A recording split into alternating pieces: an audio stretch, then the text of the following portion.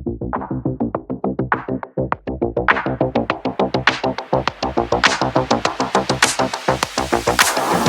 I'm back, and today I'm going to be reacting to a Angelina vid. So this is basically, I think it's like an update on the Kim So Hyun situation. And yeah, I'm honestly, there's some other things in here too about the Blackpink pre-debut leaks, whatever. I'm gonna skip past all that stuff because that was already covered in a past video. Go check that out if you haven't already. But yeah, we're gonna get into this update because if you haven't been keeping up with Kim So Hyun, he did this press conference and was crying hard. Okay, so we're gonna get into this video, and yeah. A huge leak affecting Blackpink and potentially the entire industry, question mark. But why does ATEEZ's Wooyoung not want to do the Like Jenny challenge? Kim Si-hyun's press conference and so much more in today's episode of Totally Legit K-pop News with me, Angelina. So if you're interested, please keep on watching. Don't forget to like, comment, and share this video with friends you don't have. Now, I took a 3-day break, not that anybody noticed, and wow, so much has happened. So let's get into today's video. Starting off with a leak that is mostly affecting Blackpink. Now, it's not only affecting Blackpink, just mostly Blackpink. We'll get into it. But somebody who claims to be an ex-YG employee went to Discord and just started leaking a bunch of stuff. Now, obviously, I swear that because I only remember because Don't Know What to Do has a dance practice already, but you know what? So dancing alongside them, trying to because they're doing this because they got fired. And I quote, "I hate the whole company. It's full of mobbing, and sex." Yeah, that happens a lot. Now, when people from like big major companies like that be getting fired, they leak everything. They start talking about who is actually nice, who is mean, They start spilling everything. This is not the first time this has happened, like a leak like this, where information about idols has come out.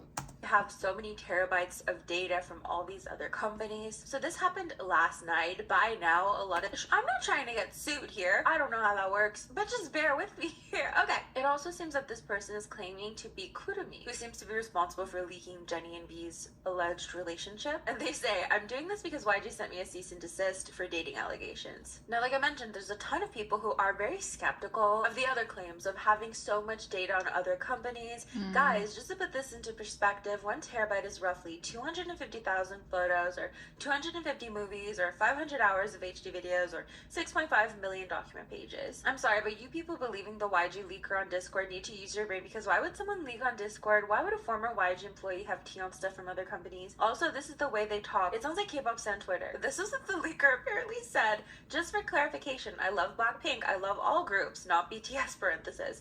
But the videos on the channel were not meant to damage their reputation. It's YG's fault that they let these kept in their computers.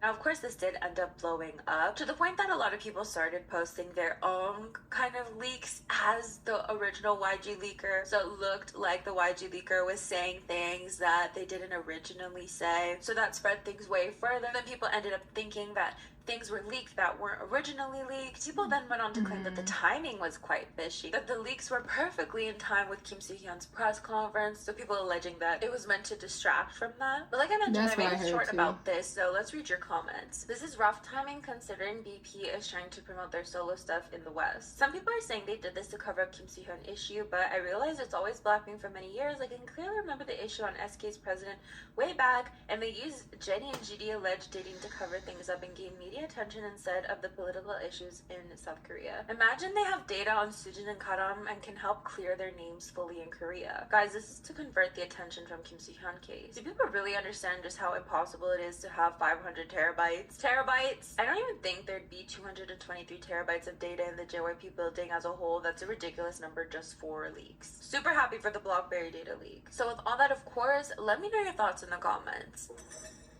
Just a bit of a disclaimer, we will be talking about the Kim Si-hyun situation. This does touch on sensitive subjects, as well as the late Kim Se-yeon, as well as the late Sully. So if that's too much for you, I can always catch you in the next video. Moving on to an update regarding Kim Si-hyun. Now, he has, of course, done a press conference today. But before that press conference even happened, it seems that Sully's brother had been seemingly calling him out on Instagram. We've talked about this before, where he mentioned Real, which happens to be a movie that Kim Soo-hyun and Sully both appeared in, which was highly controversial due to her nude scenes, with his most recent post saying, "Did you like nagging my mom instead of talking to me? You low-life Korean bastard. The idea you came up with in 48 hours was to try and silence me by calling my mom.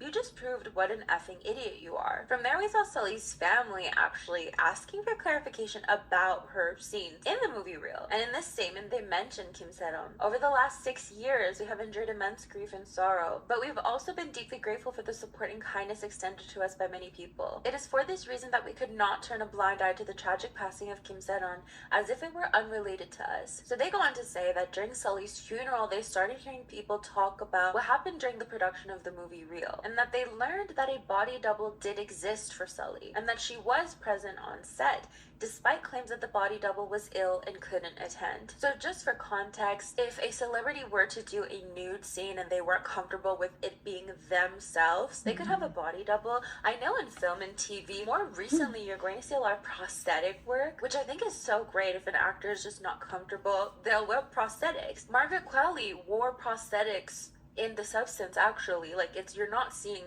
her chest. But according to Sully's family, they were under the impression that the body double was ill or that the body double just couldn't attend. And in their statement, they're saying, "As the person directly involved is no longer with us, confirming the truth is difficult." So their point number one, during Sully's funeral, we heard from staff and actors that her bedroom scene with Kim Soo-hyun was originally not as detailed in the script. We would like to hear Kim Soo-hyun's position on this. Their second point, to our knowledge, there was a body double available for Sully's nude scene, and the body double was present on set. Why was the body double not used? Why was Sully persuaded and thus pressured into filming the bedroom and nude scene herself? Their third point. Initially, it was stated that the body double was absent due to illness. However, multiple testimonies from funeral attendees indicated that the body double was actually present on set. Is this true? So, of course, this touches on a huge issue in the entertainment industry, which is, of course, people feeling pressured to do scenes that they are not comfortable with. And Sully's family wants answers for these questions. But this brings us to the press conference that was held. Ahead of this press conference, however, it was announced, obviously, that there would be a press conference, but it was explicitly said that he would not be taking any questions. Furthermore, we ask for your understanding in advance, as there will be no separate question and answer time aside from the prepared statement. So here are the major points from what he said. He talks about the photo that Kim Se-ron posted during the airing of Queen of Tears, and he claims that they had been dating for about a year at that point, that he denied it at the time, so it's natural to criticize him for that. He goes on to say that he denied it because he was the lead actor of a big drama, and he didn't want to hurt the staff with this. He then goes on to deny claims that he dated Kim Se-ron as a minor. I'll talk about the part you're most curious about. I did not date the deceased when she was a minor, and it is also not true that the deceased made a tragic choice because of me turning away or because my agency pressured her about her death. Aside from the fact that we're both actors, we're both just ordinary lovers like everyone else. We met with good feelings for each other, and as time passed, we broke up. After that, we rarely contacted each other. So as for why he didn't contact her after her drunk driving incident, he basically says that as people who had broken up, they were cautious about contacting each other, and he claims that she was dating someone else at the time, but also he did not know what to say. He then says that he can't admit to things that he didn't do. He's more than happy to, take ownership of mistakes that he's made, but he didn't do these things, so he can't admit to them. He says that the family is claiming that pics from 2019 are actually from 2016 to paint a different picture, that Kim Se-ron was only an actress at his company, contradicting previous claims that she helped with visual directing and casting. He then talks about Kakao Talk messages that the family released to a YouTube channel that frame him as a minor. But he's saying, however, the person who is talking to the deceased in the Kakao Talk conversation from 2016 and the Kakao Talk conversation from 2018 are different people. He said that he sent his messages to a verification agency that scientifically analyzes statements to prove this, and he ends off his statement by saying, "But if I say that lies are truth because I can't overcome the coercion, I will betray not only Kim Soo-hyun as a human being, but also everyone who has given trust and love to Kim Soo-hyun the star. I'll give them pain that will last a lifetime. Even if I am Kim Soo-hyun who lives wearing a mask as a celebrity, I can't do that. What I did, I did. I can take all the criticism for that, but I will not do what I did not do. For all the people who still believe in me, I want to reveal that much. I will not ask you to believe me. I will definitely prove it. And with that, it seems he'll be filing a criminal complaint and civil lawsuit against Karosero, which is the YouTube channel who is working with Kim Se-ron's family to release all this information. With his legal representation saying, we have filed a lawsuit against the bereaved family, someone claiming to be the aunt and the operator of the Karosero YouTube channel. We have filed a lawsuit claiming a total of 12 billion Korean won, which is about 8 million USD, in damages to the Seoul Central District Court. Now, immediately following this press conference, Karosero released another video. So this video aims to prove that Kim Soo-hyun was with Kim Se-ron when she was 18 years old. And in the video, it seems he's eating food she cooked for her. Forensics seemingly confirming that it was taken in 2018. And in the video, it seems they're just talking about the dish. Karosero even releasing photos from when she was allegedly 18. Both of them on a ski trip together. Some more pictures here. And one where she's sleeping. Now, in terms of responses, as you can imagine, it is quite divisive. There's a lot of people who think it's really messed up that he would sue her family. People finding it weird that he mentioned Queen of Tears specifically in his press conference. Some found it weird because at one point he said, between Kim Soo-hyun the human and Kim Soo-hyun the star, referring to himself like that. So of course there's a lot of backlash towards this press conference. However, we also saw some support talks for Kim Soo-hyun. As we can see here, Kim Soo-hyun has dedicated his entire life to art and his fans. This is why we cannot watch hate win. We have decided to support him always. Love is always stronger than hate. And it seems this was sent by Brazilian fans. But again, with all that said, let me know your thoughts. I did see a video though of someone kind of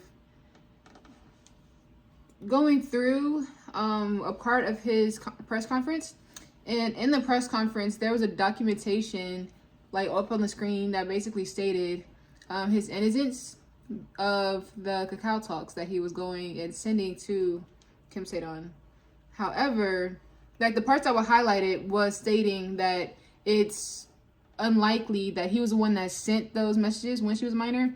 But then the parts that weren't highlighted basically said that they would need a bigger, oh, what's the word? Like a bigger amount, a larger amount of data, a larger amount of data to go through to decisively, like, say if it was him or not. So it didn't really, it proved, quote unquote, that it wasn't him, but at the same time, it was such a little amount of data that he gave them to go through that was like, this probably isn't you based on what we have, but it also can be you. Like, you know what I'm saying? So I found that interesting once I saw that video. ATEEZ's Wooyoung is going viral because of his response to a fan asking him to do the Like Jenny challenge. Of course, you guys all know the Like Jenny challenge, Jenny's new song. So this is from a live stream, and here's his response with 20 million views. like Jenny는 하지 않습니다. I'm gonna end the video here. I don't really listen to ATEEZ or nothing like that, but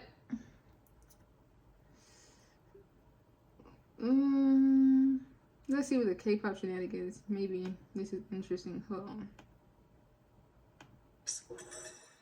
Let's move on to K-pop shenanigans, which are basically fun little things that have happened in K-pop recently. And our quick news. Winter of aespa had a funny little accident. Yeah.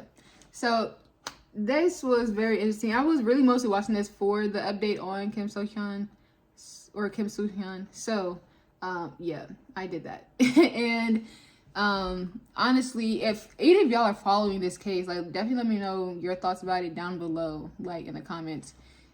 I don't know, I just feel like there's so much like evidence proving one, that they definitely had a relationship. Like, I feel like that's not up for debate, but also that I don't know, like, something about it tells me that she was a minor when the relationship started.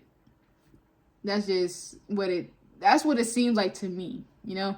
I mean, again, he is an actor, so even though he's crying and doing all of this, like, shaking of the body and all that shit he was doing, I still feel like it was kind of performative. That's just my personal opinion. Again, who knows what, only he knows probably not only he, but he is the person that was in the relationship. So he knows the ins and outs of what actually happened. But yeah, I mean, the link to this video will be left down in the description below, as well to the handles on all my platforms. And yeah, I'll see you on the next one. Later.